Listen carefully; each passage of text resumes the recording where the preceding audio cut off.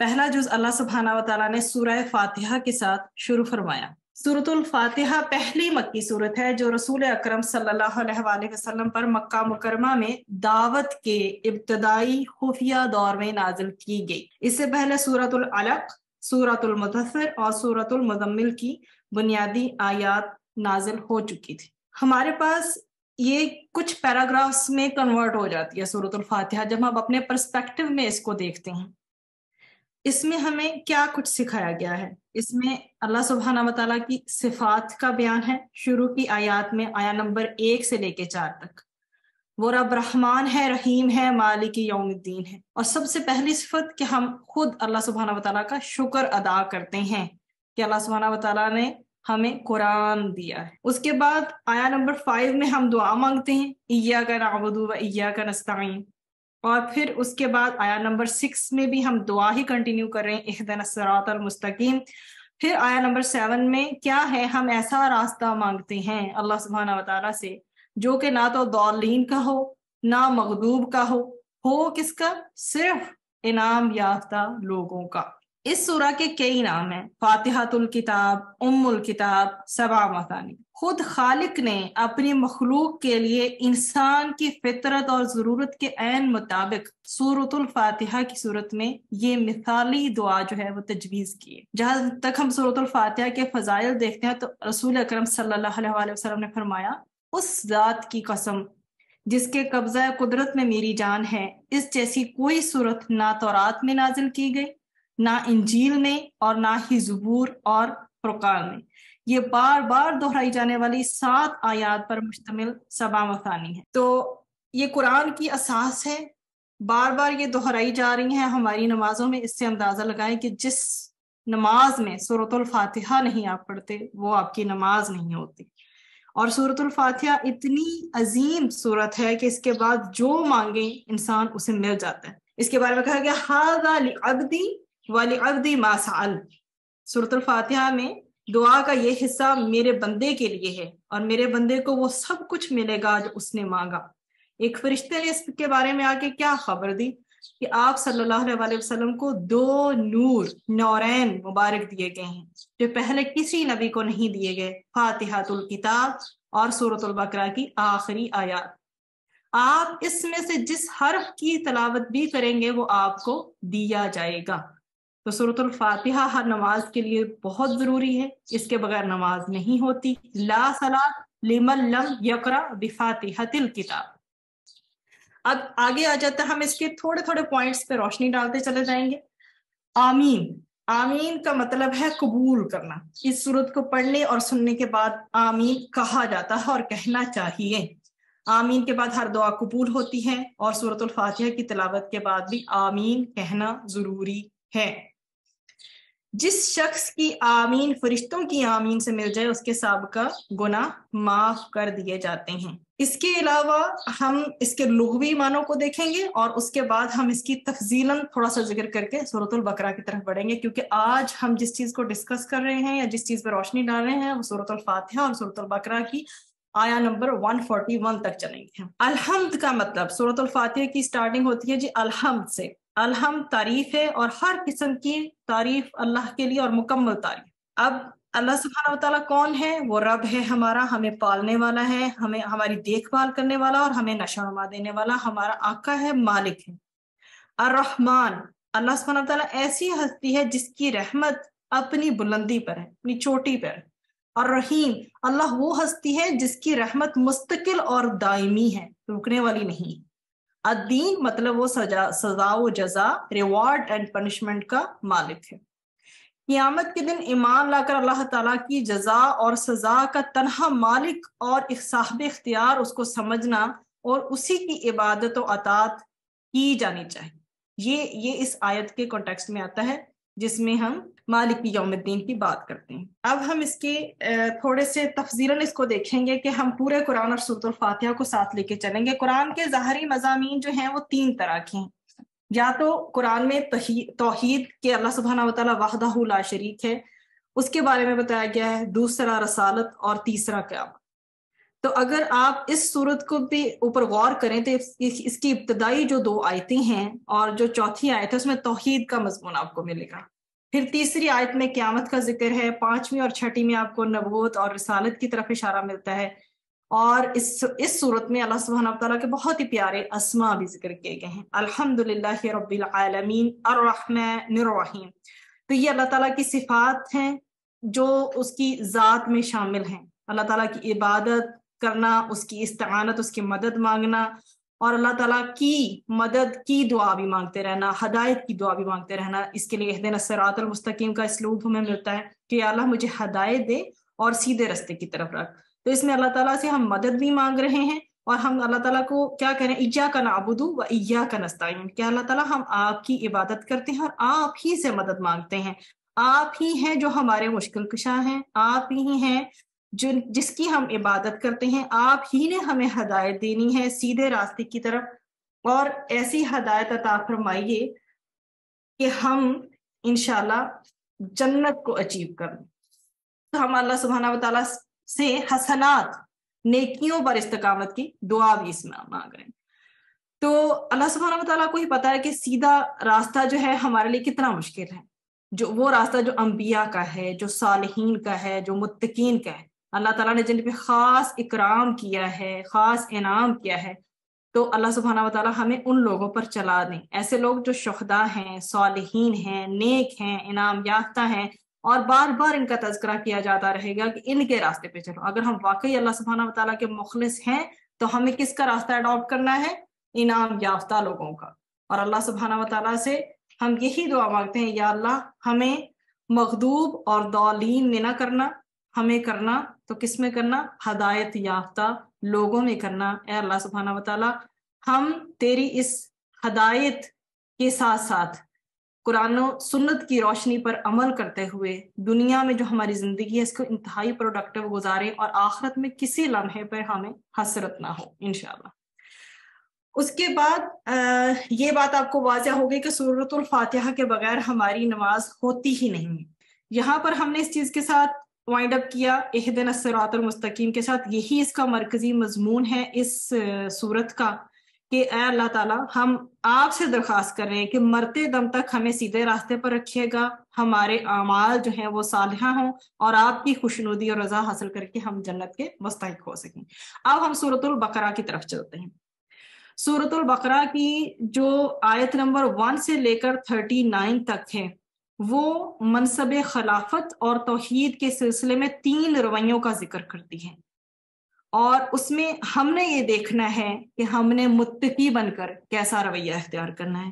پھر آگے آیات نمبر 40 سے لے کے 141 تک بنی اسرائیل کی امامت کے منصب سے معزولی کے اسباب بیان کیے گئے ہیں، ان کی وضاحت کی گئی ہے، اور آخری شریعت پر ایمان لانے کی دعوت دی گئی ہے. پہلے ہم نے سورۃ الفاتحہ کے ساتھ جب 2 نوروں کی بات کی تو اس وقت بھی ہم نے سورۃ الفاتحہ جو ہے اور سورۃ البقرہ دونوں کا تذکرہ کیا. اب آگے جب ہم سورۃ البقرہ کی بھی فضیلت کو الگ سے دیکھتے ہیں تو ہم یہ دیکھتے ہیں کہ سورۃ البقرہ کا زیادہ تر حصہ 2 ہجری میں نازل ہوا. سود کی حرمت سے متعلق جو آیات ہیں 275 سے لے کر 281 تک غالباً 10 ہجری میں نازل ہوئیں، اور آخری 3 آیات ہجرت سے پہلے نازل ہو چکی تھیں. اور 2 ہجری میں درج ذیل جو صورتیں نازل ہوئی میں سورۃ البقرہ اور سورۃ الطلاق اور سورہ محمد آ جاتی ہیں، اور سورۃ الانفال. اب ہم ذرا سورۃ البقرہ کی فضیلت کو دیکھتے ہیں. سورۃ البقرہ کی فضیلت میں رسول اکرم صلی اللہ علیہ وسلم کی کئی صحیح احادیث منقول ہیں. پہلی تو بہت ہی موٹیویٹنگ ہے کہ اپنے گھروں کو قبرستان نہ بناؤ، یقیناً جس گھر میں سورۃ البقرہ پڑھی جاتی ہے اس سے شیطان بھاگ جاتا ہے. پھر دوبارہ ایک اور اس کی فضیلت مستدرک حاکم میں ملتی ہے، شیطان اس گھر سے بھاگ جاتا ہے جس میں سورۃ البقرہ کی تلاوت کی جاتی ہے. مزید ایک اور ہمیں اس کے حوالے سے صحیح مسلم میں حدیث ملتی ہے، سورۃ البقرہ پڑھا کرو، اس لیے کہ اس کا حاصل کرنا برکت ہے، اس کو چھوڑ دینا باعث حسرت ہے. اہل باطل یعنی جادوگر اس کے پڑھنے والے پر اثر انداز نہیں ہو سکتے. یہ 2 چمکتی ہوئی صورتیں کہلاتی ہیں الزہراوین، سورۃ البقرہ اور سورہ آل عمران۔ اس کے لیے یہ دو مطلب یہ اس پرسن کے لیے یہ دونوں صورتیں روز قیامت بادل کی دو ٹکڑیاں غمامتان یا دو سائے غیایتان بن کر آئیں گے، یا ایسے جیسے کہ دو صف بستہ غول ہوں۔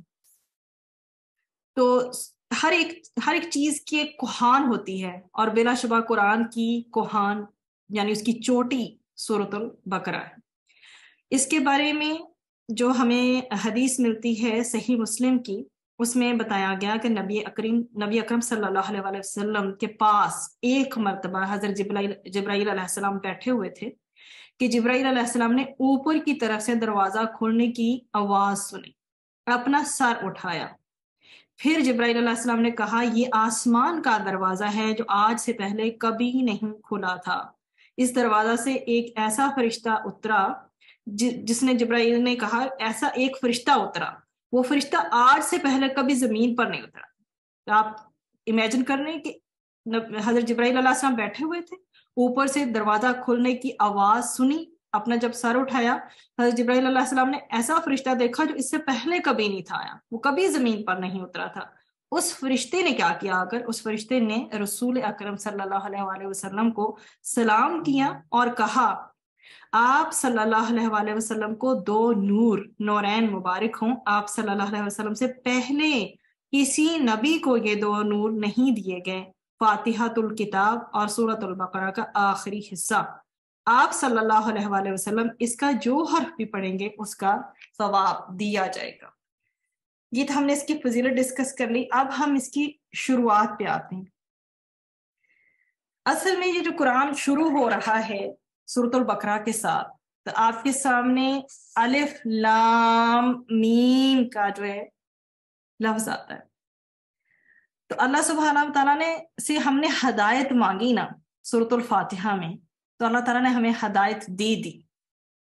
اب یہ جو ہمیں قرآن عطا کیا ہے ہم اسے پڑھیں گے اور انشاءاللہ ہم ہدایت کی یہ منزلیں طے کرتے چلے جائیں گے۔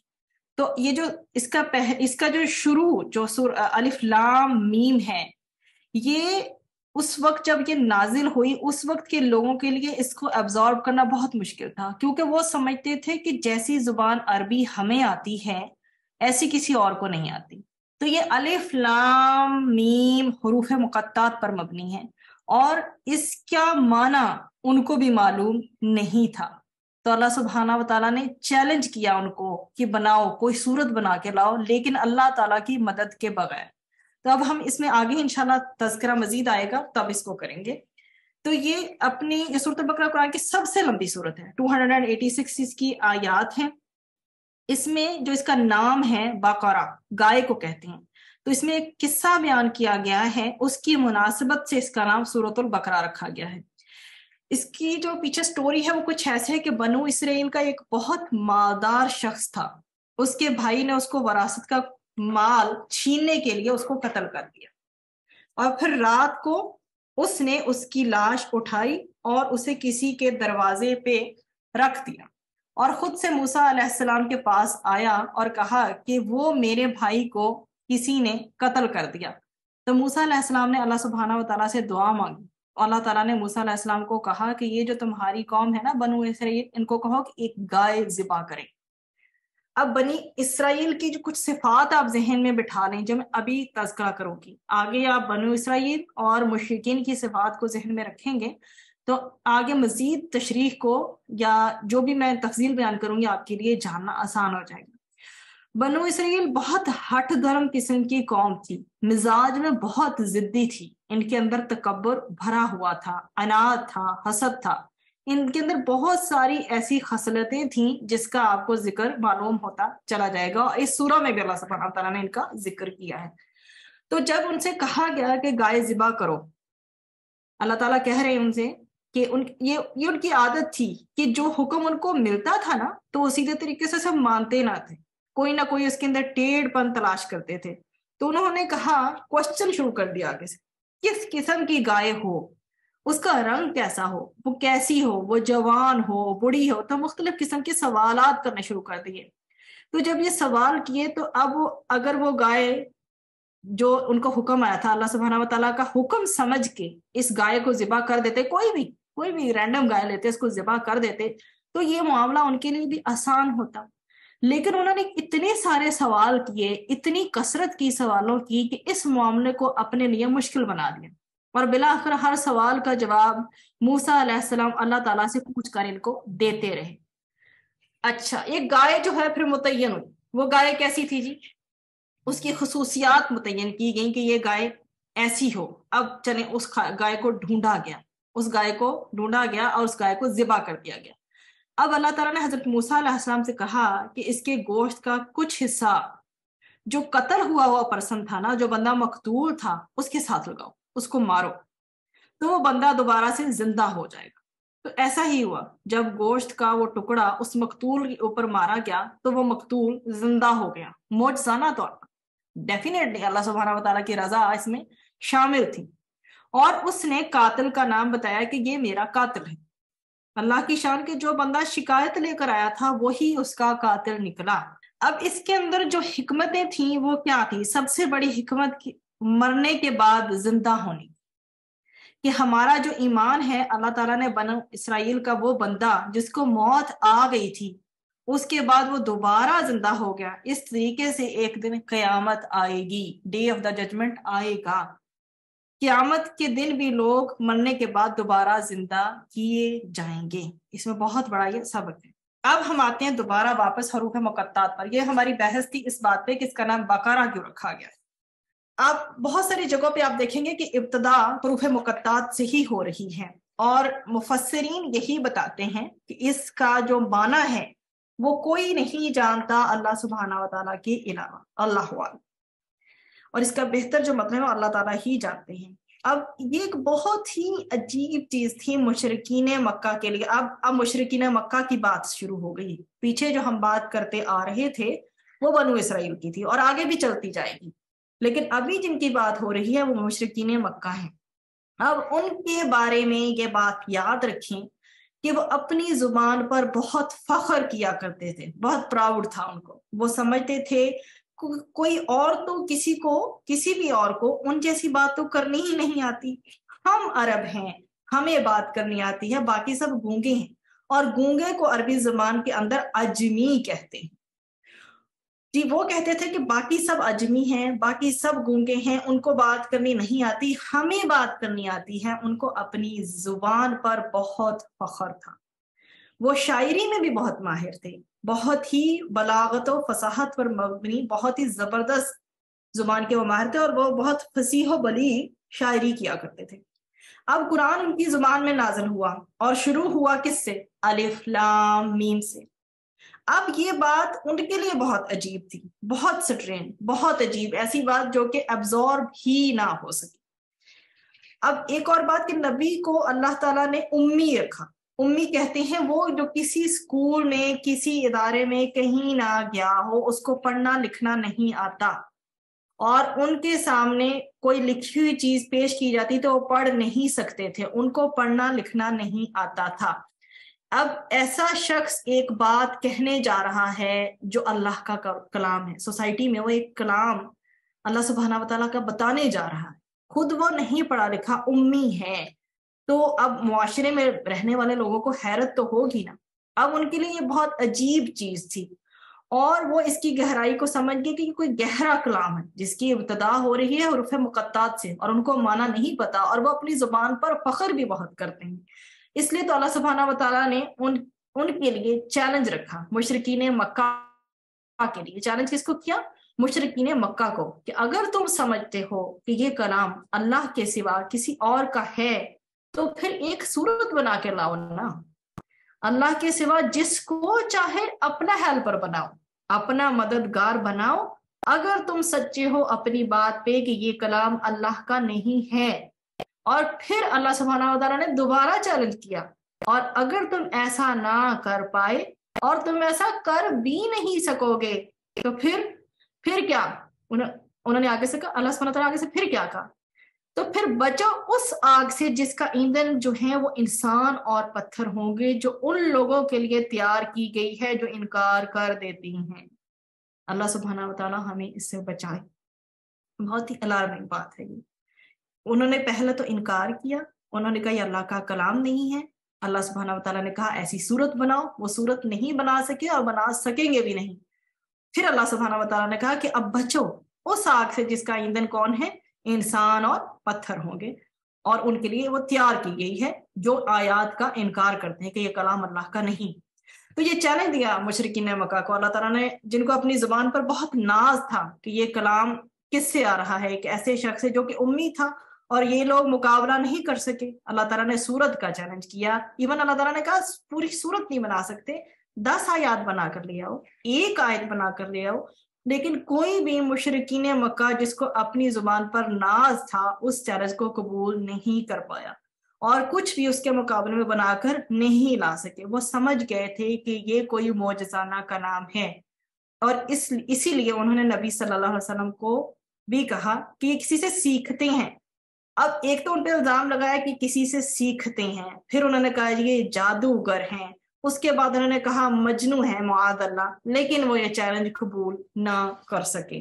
یہ مشرکین مکہ کی نیچر آپ کے سامنے بتائی گئی. اور اس سے پہلے جو ہم نے تذکرہ کیا وہ بنو اسرائیل کی نیچر کا تھا کہ انہوں نے گائے کے حوالے سے معاملے کو کتنا مشکل بنا لیا تھا. اب آگے شروع ہو رہی ہیں صفات. 3 قسم کے لوگوں کی کریکٹرسٹکس بیان ہو رہی ہیں. اللہ سبحانہ وتعالیٰ نے 3 قسمیں بتائی ہیں انسانوں کی. نمبر 1 مومن، نمبر 2 کافر، اور نمبر 3 منافق. شروع کی آیات بہت تھوڑی ہیں، تقریباً 4، جس میں اللہ سبحانہ وتعالیٰ نے متقین کی صفات بتائی ہیں، مؤمنین کی جو تقوی والے ہوں گے. یہ اس کتاب سے فائدہ بھی وہی لوگ اٹھا سکتے ہیں جو کہ تقوی والے ہوں گے. اب مومنین کی نشانیاں بتائی جا رہی ہیں، اب وہ آپ کو بتائیں گے انشاءاللہ وہ کیا ہے. سب سے پہلے کہ ایمان بالغیب ہوتا ہے ان کے اندر، یعنی وہ حقائق، وہ حقیقتیں جن کا ادراک جو ہے وہ ہماری 5 سینسز نہیں کر سکتی. ٹھیک ہے، اب 5 سینسز کی بات کی جا رہی ہے کہ کچھ ایسی چیزیں ہیں جن کو ہم دیکھ کر، سن کر، چکھ کر یا فیل نہیں کر سکتے یا ٹچ نہیں کر سکتے. ٹھیک ہے، یہ وہ 5 سینسز ہیں جن سے ہم ان چیزوں کو اسیس نہیں کر سکتے. ٹھیک ہے، ہماری 5 سینسز ہیں. یوزلی ہم کیا کرتے ہیں، ہم یا تو دیکھ کر کسی چیز پہ بلیو کرتے ہیں، یا سن کر، یا چکھ کر، یا فیل کر کے، یا ٹچ کر کے، یا محسوس کر کے. تو یہ 5 سینسز کی وجہ سے انسان کو اس کا علم ہے. لیکن اللہ تعالیٰ نے مومنوں کو کیا کہا ہے؟ ان کے اندر پہلی چیز ہی یہ ہے کہ وہ ایمان بالغیب رکھیں گے، یعنی اللہ پر ایمان، رسولوں پر ایمان، پچھلی کتابوں پر ایمان، قیامت کے دن پر ایمان، مرنے کے بعد دوبارہ اٹھنے پر ایمان، اور اچھی بری تقدیر پر ایمان لے کے آئیں گے. یہ ایمان بالغیب وہ ہے جو ہم اپنی حواس خمسہ سے نہیں حاصل کر سکتے. اللہ تعالیٰ نے ہمیں جیسے کہہ دیا ہے ہم نے اس کو ویسے ماننا ہے. اللہ نے کہا کہ ایمان بالغیب رکھو، ہمیں رکھنا ہے. اللہ تعالیٰ نے کہا مجھ پر ایمان لاؤ، ہم اللہ کو ایک مانتے ہیں. اللہ تعالیٰ کہتے ہیں رسولوں پر ایمان لاؤ، ہم رسولوں پہ ایمان لاتے ہیں. ہم جتنی پچھلی کتابیں ہیں ان پر ایمان لاتے ہیں. ہم قرآن پر ایمان لاتے ہیں، قرآن پڑھتے ہیں، اس پر عمل کرنے کی کوشش کرتے ہیں. ہم قیامت کے دن پر ایمان لاتے ہیں، مرنے کے بعد دوبارہ جی اٹھنے پر ایمان لاتے ہیں، اور اچھی اور بری تقدیر پر ایمان لاتے ہیں. یہ سب ایمان بالغیب ہے. اب ہم مومنین کی بات کرتے ہیں تو ان کو 4 آیات کے اندر ڈسکرائب کیا گیا، کفار کی آیات کو 2 آیات کے اندر، اور پھر اس کے بعد منافقین کی جو آیات ہے اس 13 آیات کے اندر منافق کو بتایا گیا کہ منافق کون ہوتا ہے، کیسا ہوتا ہے. منافق کہتے ہیں جس کا ظاہر، جس کا باطن مختلف ہوتا ہے. وہ ظاہراً اپنے آپ کو مسلمان شو کرتا ہے لیکن اس کے دل کے اندر ایمان نہیں ہوتا، اس کو منافق کہتے ہیں. یہ اللہ تعالیٰ کی نظر میں سب سے بری خصلت ہے کہ کافر کو کم از کم آپ کو پتا تو ہے، کسی بھی دوسرے انسان کو پتا تو ہے کہ یہ بندہ انکار کر رہا ہے اور اس کا ظاہر اور باطن ایک جیسا ہے. لیکن منافق جو ہے وہ ظاہراً اپنے آپ کو مسلمان شو کرتا ہے، اور یہ اللہ تعالیٰ کی نظر میں بہت ہی خطرناک انسان ہے. اللہ تعالیٰ نے قرآن پاک میں ایک جگہ فرمایا، وہ اس میں کیا فرمایا اللہ سبحانہ وتعالیٰ نے، کہ جو منافق ہوتا ہے وہ جہنم کے سب سے نچلے طبقے میں ہوگا. منافق جہنم کے سب سے نچلے طبقے میں ہوگا. اللہ سبحانہ وتعالی ہمیں اس بدترین طبقے سے جو کہ سب سے نچلا طبقہ، برا طبقہ ہے، اس سے بچائے، اور ہمارے اندر نفاق کی کوئی ایک خوبی بھی موجود ہے، کوئی ایک صفت بھی موجود ہے تو اللہ سبحانہ وتعالی اس کو نکال دے. تو اللہ سبحانہ و تعالیٰ ہمیں یہ بتا رہے کہ وہ بہت برا انسان ہے، اور 13 آیات کے اندر ان کی 12 کوالٹیز بتائی گئی منافقین کی۔ جھوٹ وہ بولتے ہیں۔ اب آپ یہ دیکھیں کہ کہیں ہمارے اندر کی چیزیں تو نہیں ہیں۔ جھوٹ، دھوکہ، شعور کی کمی، سینس نہ ہونا یا کانشیسنس نہ ہونا، جھوٹ ہو گیا، ٹھیک ہے، دھوکہ ہو گیا، شعور کی کمی، سمجھ کی، فہم کی کمی، دل کی بیماریاں مثلا کون کون سی، حسد، تکبر، حرص، یہ سارا منافقین کے اندر ہے۔ مکر و فریب، کسی کو دھوکہ دینا، احکام الہی کا مذاق اڑانا، زمین میں فتنہ فساد پھیلانا، جہالت، گمراہی، تذبذب کا شکار رہنا، کیا ٹھیک ہے کیا غلط نہیں معلوم ہونا، اور صرف یہی نہیں بلکہ احکام الہی کا مذاق اڑانا، بلکہ ایمان والوں کا مذاق اڑانا، کسی داڑھی والے پرسن کو دیکھ کے اس کو ہنسنا، کسی ٹوپی والے پرسن کو دیکھ کے ہنسنا، پھر یہ دیکھنا کہ کوئی حجاب اگر پہنتی ہے تو اس کو نشانہ بنانا کہ یہ دیکھو اس نے حجاب پہننا شروع کر دیا، یہ ماڈرن نہیں رہی، اہل ایمان کا مذاق اڑانا، اور بھی بہت سی خصوصیات ہیں جو آپ کو گاہے بگاہے پتہ چلتی جائیں گی۔ یہاں تک ہم نے 3 طرح کے انسانوں کی کیٹیگریز کا ذکر کیا۔ ایک وہ ہیں جو کہ متقین ہیں، مؤمنین ہیں، ایمان بالغیب پہ یقین رکھتے ہیں، اور دوسرے جو ہیں ہم نے ان کا ذکر کیا وہ کافر ہیں، جو کہ مسلمان تو ہیں ہی، وہ تو ہیں ہی کافر، وہ تو دین سے باہر ہے بالکل، ٹھیک ہے، ان کا 2 آیات میں تذکرہ تھا۔ اس کے بعد ہم نے منافقین کی کوالٹیز کو دیکھا۔ اب ہم آگے چلتے ہیں، اس میں ہے حضرت آدم علیہ السلام اور حضرت حوا علیہ السلام کا قصہ، جو کہ بہت ہی مشہور ہے، آپ کو معلوم ہے، لیکن آج ہم نے اس کو پڑھتے ہوئے اپنے اوپر کس بات پہ چیک رکھنا ہے کہ ہمارے اندر کوئی ایسی کوالٹی تو موجود نہیں ہے جو کہ شیطان کے اندر موجود ہے۔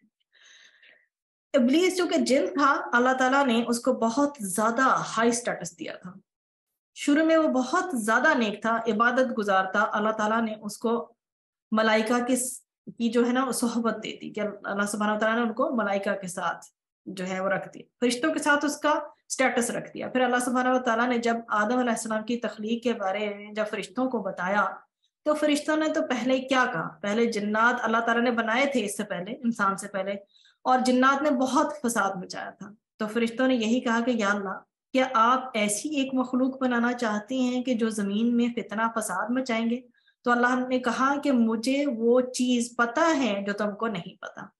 تو اللہ سبحانہ وتعالیٰ نے آدم علیہ السلام کو نام سکھا دیے، جتنی بھی زمین کے اندر چیزوں کے نام ہیں، مٹی، آگ، پانی وغیرہ وغیرہ، کیونکہ فرشتوں کو تو پتہ نہیں تھا نا کہ بھوک کیا ہوتی ہے، پیاس کیا ہوتی ہے، اور باقی سارے جو ایموشنز ہیں، فیلنگز ہیں، احساس اور جذبات ہیں، وہ کیسے ہوتے ہیں، یا فرشتوں کے اندر تو تھے نہیں، کیونکہ وہ اطاعت گزار ہیں، عبادت گزار ہیں۔ اب ایک ہوتا ہے، ابھی یہ آپ کو یہی معلوم ہوگا کہ علم جو ہوتا ہے وہ 2 طرح کا ہوتا ہے۔ ایک علم وہ ہوتا ہے جو کہ کتابوں سے آتا ہے، دوسرا علم وہ ہوتا ہے جو کہ تجربے کے ساتھ آتا ہے۔ اب ایک بندے کو پتہ ہی نہیں کہ بھوک کی فیلنگ کیا ہوتی ہے، ٹھیک ہے، جب وہ اس کی ڈیپتھ کو وہ جان نہیں سکتا، ایک بندے کو پتہ ہی نہیں کہ بھوک کیا ہوتی ہے، اس کے اوپر وہ کبھی ایموشنز گزرے نہیں، وہ کیسے جان سکتا ہے کہ بھوک کیسی چیز ہے؟ تو جب اللہ سبحانہ وتعالیٰ نے حضرت آدم علیہ السلام سے وہ نام جب سکھا دیے تو فرشتوں سے پوچھا، تو فرشتے تو ان کے نام نہیں بتا سکے، لیکن حضرت آدم علیہ السلام نے ان سب کے جو نام سکھائے گئے تھے وہ بتا دی۔ اب فرشتے ان ناموں کو کیوں نہیں بتا سکے؟ کیونکہ وہ ان کی ڈومین سے باہر تھے، انہوں نے ان چیزوں کو کبھی اس طرح سے فیل ہی نہیں کیا تھا۔ فرشتے تو ہر وقت اللہ سبحانہ وتعالیٰ کی اطاعت پر مامور ہیں، ٹھیک ہے، وہ اطاعت کر رہے ہیں ہر وقت اللہ سبحانہ وتعالیٰ کی، ان کے شعور سے یہ چیز باہر تھی کہ جو حضرت آدم علیہ السلام سے پوچھی گئی۔ تو جب وہ نام نہیں بتا سکے تو اس کے بعد یہ ہوا کہ حضرت آدم علیہ السلام جو ہیں انہوں نے وہ نام بتا دیے۔ اب اس وجہ سے ہوا کیا کہ اب ان کی ظاہر حضرت آدم علیہ السلام کی جو فضیلت بھی تو شوق کی جانی تھی نا، تو حضرت آدم علیہ السلام کو سجدہ کرنے کا کہا گیا فرشتوں سے، فرشتوں نے ان کو سجدہ کیا، لیکن ابلیس نے سجدہ نہیں کیا۔ اب یہ چیز یہاں پہ نوٹ کر لیں کہ یہ سجدہ پچھلی شریعتوں میں الاؤڈ تھا، اب ہماری جو نبی کریم صلی اللہ علیہ وسلم نے ہمیں جو شریعت دی ہے اس کے اندر یہ فرشتہ یہ جو سجدہ ہے یہ الاؤڈ نہیں ہے. یہ جو سجدہ تعظیمی ہے یہ پچھلی شریعتوں میں الاؤڈ تھا، لیکن ہماری جو شریعت ہے جو نبی کریم صلی اللہ علیہ وسلم نے ہم پر پورا کا پورا دین جو ہے وہ تمام کر دیا ہے، اس میں یہ سجدہ الاؤڈ نہیں ہے. اس نے کیا کہا؟ اس نے کہا کہ جی میں سجدہ نہیں کروں گا. وہ تکبر میں آ گیا اور اس نے یہ کہا کہ انا خیر منہ، میں ان سے بہتر ہوں. آپ نے ان کو مٹی سے بنایا ہے اور میں آگ سے بنا ہوں، اور جو مٹی ہے وہ اس سے آگ زیادہ بہتر ہے. آگ مور بیٹر دین سوئل. تو میں سجدہ نہیں کروں گا. تو اللہ تعالیٰ نے اس کو دھتکار دیا. وہ اتنا عبادت گزار تھا، اتنا نیک تھا، اور اللہ تعالیٰ کی اس نافرمانی پہ اس نے اس طرح سے تکبر کیا، اپنے سارے کے سارے اس نے اعمال ضائع کروا دی. تو یہ ہمارے لیے بہت زیادہ ڈرنے کا مقام ہے. یہ کہیں ایسا نہ ہو ہماری زندگی میں لغزش کا کوئی ایسا لمحہ آئے کہ زندگی میں جتنے بھی ہم نے اچھے کام کیے ہیں وہ ایک ہی لمحے میں رائگاں ہو جائیں. تو اللہ سبحانہ وتعالیٰ ہمیں جگہ جگہ کبھی کہیں صفات کے ساتھ، کہیں کہیں سٹوریز کے ساتھ یہ ریمائنڈرز دیتے ہیں کہ ڈرو، تقوی اختیار کرو، اور کوئی اچھا عمل بھی کرتے ہو تو اس امید کے ساتھ کرو کہ اللہ سبحانہ وتعالیٰ قبول کرے، لیکن یقین محکم نہ ہو آپ کے دل میں کہ ہاں اللہ تعالیٰ قبول کرے گا ہی کرے گا. یہ اللہ کی رضا پہ مبنی ہے کہ وہ ہماری عبادت کو کس درجے میں رکھتے ہیں. پھر اللہ تعالیٰ نے آدم علیہ السلام اور پھر حوا کو بھی بنایا، اور ان کی زوجہ کے طور پر. پہلے تو حضرت آدم علیہ السلام تھے اور اس کے بعد حضرت حوا کو بنایا ان کی زوجہ کے طور پر، اور جنت میں ان کو ایک مقام دے دیا. اللہ تعالیٰ نے فرشتوں کو یہ کہا تھا کہ میں بنانے لگا ہوں زمین کے اوپر اپنا خلیفہ. تو یہ خلیفہ نائب کو کہتے ہیں جو میرے احکام کو لے کر چلے گا. اللہ تعالیٰ نے آدم علیہ السلام کو پہلے ہی زمین کے لیے بنایا تھا. یہ چیز یاد رکھیں، یہ ایسا نہ ہو کہ آپ کے ذہن میں یہ بات رہ جائے کہ سزا ملی ہے حضرت آدم علیہ السلام کو زمین پہ آنے کی. نہیں، ایسی بات نہیں ہے. اللہ سبحانہ و تعالیٰ نے حضرت آدم علیہ السلام کو پہلے ہی زمین پر لانے کے لیے ہی بنایا تھا، اور اسی لیے ان کو خلیفہ اور نائب کہا گیا. تو اب انہوں نے ایک چیز کے لیے انہیں وارننگ دی تھی کہ آپ نے یہ پھل نہیں کھانا، جنت میں سے باقی سب کچھ کھا لینا، یہ نہیں کھانا. اب وہ جو بھی چیز تھی مختلف روایات میں آتا ہے، لیکن اس کی پوری کی پوری تشریح ہمیں نہیں ملتی. کچھ کہتے ہیں گندم تھی، کچھ کوئی اور پھل کا ذکر کرتے ہیں، واللہ عالم، ہمیں اس کی ڈیپتھ میں جانے کی ضرورت نہیں ہے. لیکن اللہ سبحانہ و تعالیٰ نے ان کو منع کیا تھا حضرت آدم علیہ السلام کو کہ آپ نے یہ نہیں کھانا. اب ابلیس کو چونکہ دھتکارا گیا تھا تو وہ تو چاہتا ہے کہ وہ بھٹکائے انسانوں کو، اور وہ اللہ سبحانہ و تعالیٰ سے اجازت بھی لے کے آیا تھا، اور اللہ تعالیٰ نے اجازت دے دی تھی کہ بھٹکاؤ، تم بھٹکاؤ جس کو بھٹکانا ہے. لیکن اللہ تعالیٰ نے یہ بھی کہا تھا تم بھٹکاؤ گے، لیکن جو میرے مخلص بندے ہیں نا ان پر تمہارا زور نہیں چلے گا. تو اس نے آ کر کیا کیا، آدم علیہ السلام سے کہا کہ یہ دیکھو اللہ تعالیٰ نے پہلے منع کیا تھا کیونکہ تم لوگ مٹی سے بنے ہو، تم لوگ جنت کی ان ساری چیزوں کے متحمل نہیں ہو سکتے. اب تم جنت میں رہ کے برداشت کر سکتے ہو، تمہارے اندر قوت پیدا ہو گئی ہے، وہ تو تمہیں پہلے کسی وجہ سے بتایا گیا تھا کہ نہ کھاؤ. اب اگر آپ کھا لو گے نا یہ جسے منع کیا گیا ہے تو ہمیشہ کے لیے جنت میں رہو گے. اب آپ دائمی اللہ کے قرب میں رہو گے.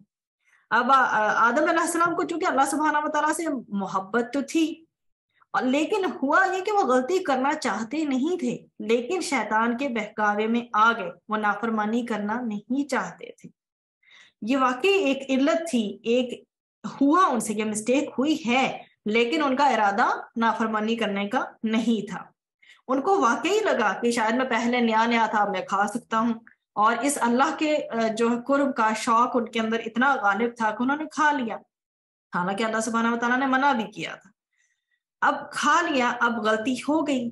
تو اب جب غلطی ہو گئی تو بہت ندامت ہوئی ان کو. اللہ سبحانہ و تعالیٰ نے پھر خود ہی ان کو اتنے پیارے الفاظ سکھائے کہ یہ الفاظ، ان الفاظ کے تھرو میرے سے معافی مانگو. آدم علیہ السلام نے اللہ تعالیٰ سے توبہ کے جو الفاظ سیکھے بہت ہی خوبصورت ہے. ربنا ظلمنا انفسنا وان لم تغفر لنا وترحمنا لنکونن من الخاسرین. یا اللہ، ہم نے اپنی جان پر بہت ظلم کیا، اگر آپ نے معاف نہ کیا، ہم پر رحم نہ کیا، ہمیں تو بہت ہی نقصان ہو جائے گا، ہم تو خسارے والے ہو جائیں گے. اللہ نے ان کو معاف کر دیا. کتنی انہوں نے ندامت کے ساتھ گڑ گڑا کر اللہ سبحانہ و تعالیٰ سے معافی مانگی اور اللہ سبحانہ و تعالیٰ نے ان کو معاف کر دیا، اور پھر اس کے بعد اللہ تعالیٰ نے ان کو زمین پر اتارا۔ لیکن یہ کانسیپٹ آپ کے ذہن میں ہمیشہ رہنا چاہیے کہ اللہ سبحانہ و تعالیٰ نے حضرت آدم علیہ السلام کو زمین کے لیے ہی بنایا تھا۔ اب ان کو معاف کر دیا، پھر آدم علیہ السلام، حوا اور شیطان ابلیس کو بھی زمین پر اتار دیا۔ اللہ نے کہا تم لوگ ایک دوسرے کے دشمن ہو گئے، میری عبادت کرنا، شیطان کی عبادت نہ کرنا۔ تو یہ آپ کو ان کا سارا بتایا گیا کہ کس طرح سے حضرت آدم علیہ السلام کو زمین پر اتارا گیا، اور کس طرح سے ابلیس نے جو ہے بہکایا تھا حضرت آدم علیہ السلام کو، حضرت حوا علیہ السلام کو۔ اب ہم آگے چلیں گے انشاءاللہ بنو اسرائیل کے۔ اب اللہ سبحانہ وتعالیٰ نے بنو اسرائیل کا جو ذکر کیا، تو اسرائیل جو تھا وہ یعقوب علیہ السلام کا لقب تھا۔ اب ابراہیم علیہ السلام ان کے جو ہیں بیٹے ہیں، ان بیٹوں میں سے ایک اسحاق اور ایک اسماعیل علیہ السلام تھے۔ اسحاق کے بیٹے ہیں یعقوب، یعقوب کا لقب اسرائیل بھی تھا۔ تو اسرائیل کہتے ہیں، جس طرح آج کی زبان میں ہم کہتے ہیں نا عبداللہ، اللہ کا بندہ، تو ان کی زبان میں اسرائیل کا مطلب اس طرح سے ہوا کرتا تھا، اللہ کا بندہ کے طور پر۔ تو یہ ان کا لقب تھا بنو اسرائیل کا۔ تو لقب آپ کو پتہ ہے کہ زبان زدیاں مشہور ہو جاتے ہیں، اور ان کی جتنی بھی اولاد تھی ان کو بنو اسرائیل یا بنی اسرائیل کہتے ہیں۔ دونوں بیسیکلی ایک ہی چیز ہیں، انداز ہے مختلف کہنے کا، بنو اسرائیل یا بنی اسرائیل۔ تو بنو اسرائیل یا بنی اسرائیل حضرت یعقوب کی جتنی اولاد ہیں ان کو کہتے ہیں، حضرت یعقوب علیہ السلام کی جتنی بھی اولاد ہیں ان کو کہتے ہیں۔ اللہ تعالیٰ نے شروع میں سارے کے سارے انبیاء، بلکہ اکثر انبیاء جو ہے وہ بنی اسرائیل میں پیدا کی، ہزاروں کی تعداد میں۔ اللہ تعالیٰ نے اس کو ان کو بہت زیادہ فضیلت عطا کی تھی، اور موسیٰ علیہ السلام بھی انہی میں آئے، بنو اسرائیل میں آئے۔ حضرت عیسیٰ علیہ السلام بھی، حضرت سلیمان علیہ السلام، حضرت داؤد علیہ السلام، بہت سے پیغمبروں کا آپ کو اس طرح سے تذکرہ ملے گا۔ یہ میں نے کچھ نام آپ کے سامنے بس ذکر کیے ہیں، تو قرآن کے اندر سب کا تذکرہ آپ کو ملتا ہے۔ اب یہود اور نصارہ یعنی کہ جیوز اور کرسچن جو تھے، وہ دونوں بنو اسرائیل میں سے تھے۔ موسیٰ علیہ السلام، حضرت موسیٰ علیہ السلام اور حضرت عیسیٰ علیہ السلام کو جاننے والے تھے۔ اب جب نبی کریم صلی اللہ علیہ وسلم تشریف لائے تو وہ سیدنا اسماعیل علیہ السلام کی اولاد میں سے تھے۔ کس کی اولاد میں سے تھے؟ سیدنا اسماعیل علیہ السلام کی اولاد میں سے تھے۔ تو وہ اسحاق یعنی یعقوب علیہ السلام، اسحاق علیہ السلام اور یعنی یعقوب علیہ السلام کی اولاد میں سے نہیں تھے۔ اب ان کو پتا تھا کہ نبی نے آنا ہے، یہ بات ان لوگوں کو معلوم تھی، تورات میں بھی ذکر تھا، انجیل میں بھی صاف ذکر ہے کہ ایک نبی آخر الزماں آئیں گے، سب سے آخر میں، اور وہ انتظار بھی کر رہے تھے ان کا۔ لیکن حضرت محمد صلی اللہ علیہ وآلہ وسلم نے جب اپنی نبوت کا اعلان کیا، اور پھر انہوں نے چیک کیا کہ ان کی نسبت تو جاتی ہے اسماعیل علیہ السلام کی طرف، نہ کہ اسرائیل علیہ السلام کے پاس، تو ان کو یہ چیز برداشت نہیں ہوئی، وہ ہضم نہیں کر پائے۔ ان کو اتنا حسد ہو گیا کہ یہ بنو اسرائیل سے کیوں نہیں آئے، کیونکہ بنو اسرائیل سمجھتے تھے کہ اللہ تعالیٰ نے قرآن میں ذکر کیا، ہم تو اللہ کے محبوب ہیں، اللہ کے بیٹے ہیں، تو اپنے اس پر بہت فخر اور غرور میں تھے۔ اور جب ان کو یہ پتا چلا کہ حضرت محمد صلی اللہ علیہ وآلہ وسلم کی نسبت پیچھے اسماعیل علیہ السلام سے جا کے ملتی ہے، اس حسد کی وجہ سے انہوں نے ان کو ماننے سے انکار کر دیا، حالانکہ وہ معلوم تھا کہ نبی کریم صلی اللہ علیہ وسلم جو بھی بات کر رہے ہیں وہ حق بات ہے۔ اب بنو اسرائیل جو تھے ان کو اللہ سبحانہ وتعالیٰ نے کس کس چیز سے نوازا تھا، ہم اس کا ذکر یہاں کریں گے۔ اللہ تعالیٰ نے ان کو بہت نعمتیں دیں، ان کو باطنی، دینی، دنیاوی بہت ساری نعمتیں عطا کی۔ وہاں انبیاء کثرت سے پیدا ہوئے، دنیا کی خوشحالی ان کو ملی، ایمان ملا۔ فرعون جو اتنا ظلم کرتا تھا، اس کے ظلم سے اللہ سبحانہ وتعالیٰ نے نجات عطا فرمائی۔ موسیٰ علیہ السلام کی قیادت میں پھر مصر کی ہجرت کی۔ فرعون نے جب ان کا تعاقب کیا تو اللہ تعالیٰ نے عجیب معجزہ دکھایا کہ سمندر میں راستہ بنا دیا۔ موسیٰ علیہ السلام اور ان کی قوم گزر گئے، پیچھے فرعون اور ان کی فوج آئی تو اللہ تعالیٰ نے اس کو ملا دیا، اور وہ سارے کے سارے جو ہیں وہ ڈوب گئے۔ جہاں ان کو پانی میں راستہ ملا اور وہ گزر گئے، جب یہ اس کے ساتھی ہے فرعون اور اس کی قوم، تو پانی دوبارہ پھر لہریں آپس میں مل گئیں اور یہ ڈوب گئے۔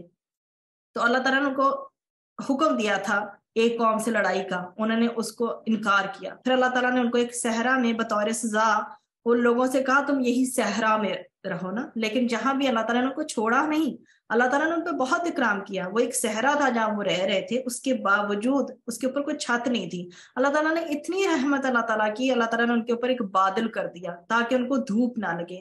اللہ تعالیٰ نے ان کے کھانے کے لیے ان کے اوپر من و سلوا نازل کیا. من جو ہوتا ہے ایک پودے کو کہتے ہیں, اور جو سلوا ہے وہ ایک بٹیر کی مانند ایک ہوتا ہے, سمجھنے کا پرندہ ہے, اڑتے ہوئے آتا تھا, اور وہ ان کو جب چاہتے تھے تو وہ پکڑ لیتے تھے. تو یہ من و سلوا کی آپ کو اس طرح سے تھوڑی سی ڈسکرپشن ملتی ہے. تو اللہ سبحانہ و تعالیٰ نے ان کو وہ بھی دیا. اسی طرح سے پھر ان کے جو پانی کی اگر ان کو ضرورت ہوتی, یعقوب علیہ السلام کے 12 بیٹے تھے, تو ان کے سب کے اپنے اپنے قبائل بن گئے تھے, اور اب جب وہ قبائل بن گئے تھے تو ان کے لیے 12 چشمے بھی جاری اللہ سبحانہ و تعالیٰ نے فرما دیے. تو سارا ذکر تو آپ کو اس بارے میں نہیں ملتا, لیکن چیدہ باتیں ہیں جن کا اس میں نے ذکر کر دیا کہ ان کو 12 چشمے ان 12 کے 12 قبائل کو مل گئے تھے پانی کے پینے کے لیے. تو اللہ سبحانہ و تعالیٰ نے اتنی ساری ان کو نعمتیں دی تھیں, اس کے باوجود انہوں نے کفران نعمت کی, حق کو چھپایا, نبی کریم صلی اللہ علیہ وسلم کی نبوت کا انکار کیا. پھر جب موسیٰ علیہ السلام کو اللہ تعالیٰ نے کوہ طور پہ بلایا تورات دینے کے لیے, تو پیچھے سے انہوں نے کیا کیا کہ ایک بچھڑے کو معبود بنا لیا. اتنی بے صبری, اتنی حرص, اتنی طمع دکھائی. پھر ایک شہر میں اللہ تعالیٰ نے کہا جب صحرا سے نکالا, بالآخر ان کی توبہ قبول کرتے ہوئے, ان کو اوپر ترس کھاتے ہوئے جب وہ شہر میں داخل ہوتا, اللہ سبحانہ و تعالیٰ نے انہوں نے کہا کہ جب تم شہر میں, وہ صحرا سے جب نکلے نا, ان کی سزا ختم ہوئی, تو اللہ سبحانہ و تعالیٰ نے کہا کہ جب تم صحرا میں سے نکل کے شہر کی طرف جاؤ گے نا, ہمبلنس کے ساتھ جانا, عاجزی کے ساتھ جانا, حتیٰ اے اللہ ہمیں معاف کر دے, یہ کہتے ہوئے جانا. انہوں نے اس کا بھی مذاق اڑایا. اتنے وہ متکبرانہ انداز میں داخل ہوئے, انہوں نے اتنے ظلم ڈائے ہیں نا, آپ کی آج سے یہ بیس بن جائے گی بنو اسرائیل کو لے کے, کہ انہوں نے اتنے ظلم ڈائے ہیں. سب سے بڑا ظلم جو ہے نا وہ انبیاء کو قتل کرنا ہے. انہوں نے بہت انبیاء کو قتل کیا, اور بہت دفعہ اللہ تعالیٰ نے اتنی بار ان پہ رحم کیا, پھر بھی انہوں نے عہد کی بد عہدی کی. ان کے دل بہت سخت ہو گئے تھے. اس قدر ان کے دل جو سخت ہو گئے تھے نا کہ انہوں نے کلام اللہ میں تحریف کرنا شروع کر دی تھی. جو ان کا دل چاہتا تھا مانتے تھے, جو نہیں چاہتا تھا نہیں مانتے تھے.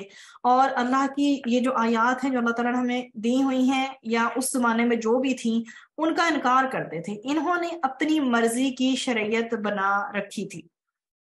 تو اب اتنی ساری جو ان کی چیزیں بتا دی ہیں اللہ نے کہ کیا ہیں وہ, کیسے تھے. اب نبی کریم صلی اللہ علیہ وسلم کی یہاں پر اس سٹیج پہ آ کے ایک بات یاد رکھیں کہ نبی کریم صلی اللہ علیہ وسلم نے فرمایا میری جو امت ہے نا وہ بنی اسرائیل کو فالو کرے گی, جیسے وہ آئے ایسے ہی میری امت بنے گی. تو اللہ تعالیٰ نے بنی اسرائیل کا بہت تفصیل سے اس لیے ہمارے لیے ذکر کر دیا کہ ہم ایسے نہ بن جائیں, ہم بھی اپنی شریعت خود نہ بنا لیں کہ جو نفس ہمارا چاہے وہ کریں اور جو نفس نہ چاہے وہ نہ کریں, اپنے دل کی مانیں. ایسے ہے تو ایسے کرنا ہے, ویسے ہے تو ویسے کرنا ہے, ایسا نہ ہو.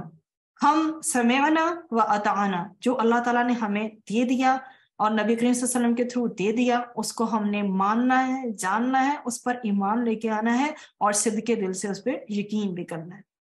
اب جہاں یہ بات ہو گئی کہ اپنے نفس کو کنٹرول کرنا, اب آگے جو بات ہے اگلی آیات میں آ رہی ہے وہ جادو میں دلچسپی کی ہے. اللہ تعالیٰ نے 2 فرشتے بھیجے تھے لوگوں کو بتانے کے لیے کہ یہ واقعی میں یہ جادو ہے, یہ کوئی کمال نہیں ہے. اللہ تعالیٰ نے منع فرمایا ان لوگوں کو کہ تم جادو نہ سیکھنا, صرف بتانے کے لیے فرشتے بھیجے ہیں. فرشتوں نے جن کے نام ہاروت اور ماروت ہیں, انہوں نے یہ کہا بھی دیکھو ہم صرف یہ بتانے آئے ہیں کہ یہ جادو ہے, یہ کوئی حقیقت نہیں ہے, اسے سیکھنا نہیں. اور انہوں نے پھر بھی انہوں نے سیکھا, اور وہ اس سے سیکھ کے کیا کرتے تھے, میاں بیوی کی لڑائی کروا دیتے تھے اس جادو کے ذریعے, اور اپنے آپ کو سمجھتے تھے کہ صرف جنت کے وہی حقدار ہیں, چاہے وہ یہودی ہیں یا نصارہ ہیں. وہ کہتے تھے, وہ یہی دعویٰ کرتے تھے, وہ کلیم کرتے تھے کہ ہم جنت کے حقدار ہیں, چاہے یہودی ہوں یا نصارہ ہوں. خیر اللہ سبحانہ و تعالیٰ نے جو مدینہ منورہ میں انکار کر رہے تھے نبی کریم صلی اللہ علیہ وسلم کا, اور وہ اس بات پہ کہتے تھے کہ ہم نے نہیں ماننا, تو ان کو یہ کہا جاتا تھا کہ اگر تم نے نہیں مانا ان دونوں میں سے, یہود یا نصارہ میں سے, تم جن کی پیروی کرتے ہو ان کو مانو. پھر اب یہ حضرت ابراہیم علیہ السلام جو ہیں ایک ان کے اندر کامن تھے, جو مشرکین تھے یا یہودی تھے وہ حضرت ابراہیم علیہ السلام کو جو وہ ماننے والے تھے. تو اب حضرت ابراہیم علیہ السلام کا آگے تذکرہ کیا گیا ہے، جہاں ساری بات آگے جو پیچھے آپ کے سامنے جتنے بھی لوگوں کی ہوئی، چاہے وہ بنو اسرائیل تھے یا کہ جو ہے وہ منافقین وغیرہ کی تھی، یا حضرت آدم علیہ السلام کا قصہ، اب ہاروت ماروت کا بھی قصہ ہم گزر کے آ چکے ہیں اس سے آگے. اب حضرت ابراہیم علیہ السلام کا تذکرہ کیا جا رہا ہے. اب ان کو بتا رہے ہیں جو مان نہیں رہے نا، نہ مشرکین نہ بنو اسرائیل، ان کو بتایا جا رہا ہے کہ حضرت ابراہیم علیہ السلام کو اللہ تعالیٰ نے مختلف آزمائشوں میں ڈالا تھا، اور ان سب مختلف آزمائشوں سے وہ گزرے اور ہر آزمائش میں کامیاب ہوئے. اللہ تعالیٰ نے اس وجہ سے ان کو اپنا خلیل بنایا. پھر اللہ سبحانہ و تعالیٰ نے ان کو حکم دیا کہ اپنے بیٹے اسماعیل علیہ السلام کے ساتھ کعبۃ اللہ کی تعمیر کرو، اور ان دونوں نے کعبۃ اللہ کی تعمیر کی. اور پھر یہ دعا مانگی، یا اللہ میری امت میں سے ایک رسول بھیجیں جو ان میں سے ہی ہو، جو ان کو کتاب اور سنت کی تعلیم دیں اور ان کا تزکیہ کریں، اور یا اللہ ان کو آپ کی آیات کی تلاوت کر کے سنائیں. تو اللہ سبحانہ و تعالیٰ یہاں پہ کیا بتا رہے ہیں کہ دیکھو یہ ابراہیم ہی کی اولاد ہے، اور ابراہیم علیہ السلام کو جب اللہ نے اپنا خلیل بنایا تھا تو انہوں نے دعا کی تھی، یا اللہ میری اولاد کی بھی حفاظت کریں. تو اللہ تعالیٰ نے آگے سے کیا فرمایا تھا کہ میں کروں گا، لیکن جو ظلم کرے گا اپنے اوپر اس کا میرے اوپر کوئی ذمہ نہیں ہے. تو یہ سارے کے سارے لوگ جو ابراہیم علیہ السلام کی اولاد ہیں اپنے آپ کو اللہ کا محبوب سمجھتے ہیں. اگر تم ظالم ہو، اگر تم اللہ کی نافرمانی کرتے ہو تو تم اللہ کے محبوب نہیں ہو سکتے. اللہ کا محبوب صرف وہی بنتا ہے جو اللہ کی اتباع کرتا ہے. ابراہیم علیہ السلام کے بعد اور اس کے بعد پھر یعقوب علیہ السلام بھی جب آئے تو انہوں نے بھی یہی کہا تھا، جب ان کا انتقال ہو رہا تھا اپنے بیٹوں کو بلایا تھا کہ میرے بعد کس کی عبادت کرو گے؟ تو انہوں نے کہا ہمارے والد ہم آپ کے الہ کی اور آپ کے باپ دادا کے الہ کی یعنی اللہ کی عبادت کریں گے جو وحدہ لا شریک ہے. تو مشرکین کو بھی یہی خطاب کہ تم کیوں، ان کو بھی یہی خطاب کیا جاتا تھا کہ تم کیوں شرک کرتے ہو، تم بتوں کو کیوں پوجتے ہو؟ دیکھو جن کو تم مانتے ہو وہ تو توحید کے قائل ہیں. یعنی اگر بس بنو اسرائیل کو، یہود اور نصارہ کو بھی ساتھ میں اللہ سبحانہ و تعالیٰ یہی کہہ رہے ہیں تمہارے باپ یعقوب اسرائیل جو اللہ کی عبادت پہ لگائے گئے تھے، انہوں نے، ان کے بیٹوں نے کہا تھا کہ ہم آپ کے والد، آپ کے دادا ابراہیم علیہ السلام کی الہ کی پیروی کرتے ہیں، اور وہی تو ہے وہ اللہ سبحانہ و تعالیٰ. تمہیں اللہ سبحانہ و تعالیٰ کی پیروی کرنی چاہیے. ہم اللہ سبحانہ و تعالیٰ سے دعا کرتے ہیں اور گناہوں کی توبہ کے ساتھ دعا مانگتے ہیں. اللہ تعالیٰ ہم اپنے تمام گناہوں سے سچے دل کی توبہ کے ساتھ اپنی دعاؤں کا آغاز کرتے ہیں. ہمیں اپنے لیے خالص کر لیں اور ہر قسم کی نافرمانی سے بچا لیں. وآخر دعوانا ان الحمد للہ رب العالمین. ربنا تقبل منا انك انت السميع العليم وتب علينا انك انت التواب الرحيم. سبحانك اللهم وبحمدك نشهد ان لا اله الا انت نستغفرك ونتوب اليك.